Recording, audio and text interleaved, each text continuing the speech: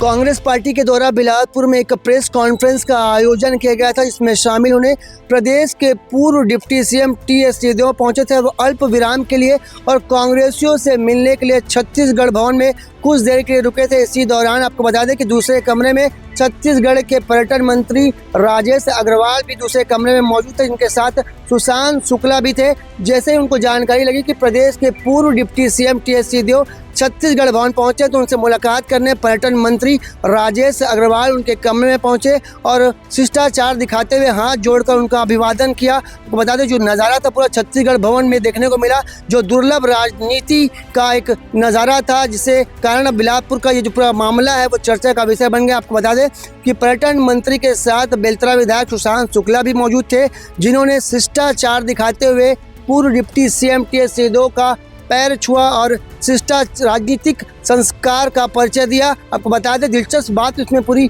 निकल के ये आ रही है कि 2023 में जब विधानसभा चुनाव हुआ था, तब टीएस सिंहदेव और जो मंत्री हैं राजेश अग्रवाल वो आमने सामने थे और राजेश अग्रवाल ने टीएस सिंहदेव को हरा कर विधायक बने और अब वो प्रदेश के पर्यटन मंत्री हैं। आपको बता दें कि छत्तीसगढ़ भवन का ये जो नज़ारा है अब बिलासपुर समेत प्रदेश भर में चर्चा का विषय बन चुका है। आपसी खींचतान के बीच एक दुर्लभ शिष्टाचार और संस्कार बिलासपुर में देखने को मिला है।